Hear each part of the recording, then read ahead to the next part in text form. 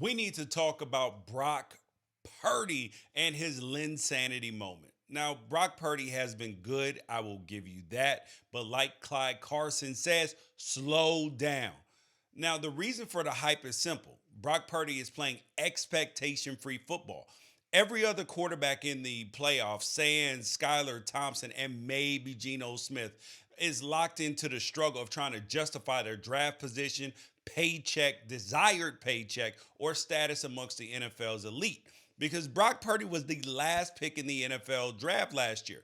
And nobody expected him to rattle off 8 wins in a row. Nobody expected him to have 7 consecutive multiple touchdown weeks heading into the divisional round. And when I say nobody, I mean literally nobody except for Brock Purdy himself. Now, he may turn out to be a great quarterback. He may turn out to be a Hall of Famer, all of those things. But for right now, we need to slow the hell down trying to anoint him, because if any of the other quarterbacks, Josh Allen, Jalen Hurts, Patrick Mahomes, did what he's done in the playoffs, a 3-touchdown game, then a no-touchdown game, everybody would be like, oh, okay, like he's playing cool. But the hype is because of his draft position. But just after being drafted as the NFL's Mr. Irrelevant, he told an interviewer, I'll have to embrace my role and I'll have some fun with it. But at the end of the day, you know I'm trying to go help a team win a Super Bowl. And that's where my mindset is with it. I love that.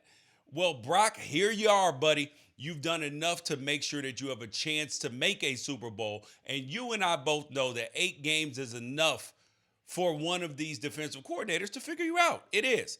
And you and I both know that not every ball that hits a defender's hands is going to magically fall to the turf like it did last week.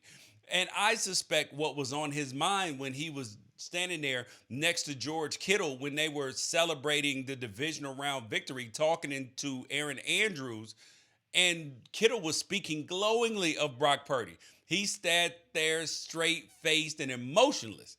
And I like that he gets the gravity of the moment. And I like that he's not just here to have fun and enjoy the ride, because that ride is about to get a little bumpy. It got a little bumpy in the divisional round, and nobody likes to throw a wet blanket on a feel-good story like the people of Philadelphia. Let me put it this way. You won't be the first beloved character wearing red and white to find a hostile wintertime crowd awaiting for you in the city of brotherly love. And since we're comparing Brock Purdy to St. Nick, let me offer some advice.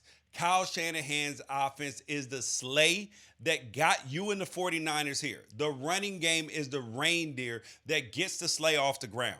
All he has to worry about, all you have to worry about, Brock Purdy, is getting that package into the hands of the players that are on every fantasy football player's nice list and out of the hands of those Grinches in green. And if you do that, Mr. Irrelevant, you'll get your post-draft wish, a chance to help your team win a Super Bowl in front of your friends and family back in Arizona, where you're from, at just 23 years old. And that is a feel-good story. Let that sink in.